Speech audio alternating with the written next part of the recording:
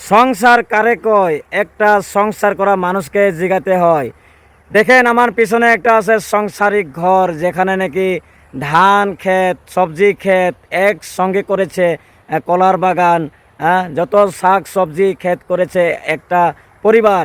কঠিয়া ধান ক্ষেত করে জীবন নির্বাহ করতেছেন।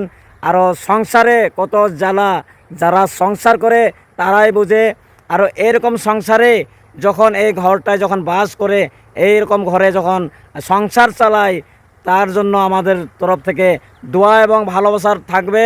আর যতটুকু পারি আমরা সাহায্য করব, যাতে এই আমাদের এই ছোট ছোট সাংসারিক মানুষগুলোকে আমরা কিছু সাহায্য করে ওদের জীবনে যাতে কিছু একটা আপডেট বা পরিবর্তন করে পারি।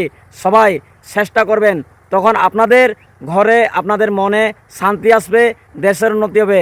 আমি যদি এই ছোটো মোটো সাংসারিক ঘরগুলো যদি আমি ঠাট্টা মস্করা করি, আমি যদি এই সংসারিক ঘরটা যদি আমি অশান্তি করি, এখানে যদি আমি সাহায্য না করি, তো আমার মানবতার থাকা না থাকা সমান। যাই হোক, ইনশাআল্লাহ এইরকম সংসার করা মানুষকে আমরা সব সময় পাশে থাকি, সব সময় আছি। আর যতটুকু পারেন সাহায্য করবেন। মানুষকে সাহায্য করলে আপনাকে আল্লাহ তাআলাই সাহায্য করবেন। আপনার জীবন ভালো হবে, আপনার আল্লাহ আপনাকে একদিন অনেক বড় মানুষ বানাতে পারবেন। যাই হোক, ইনশাআল্লাহ।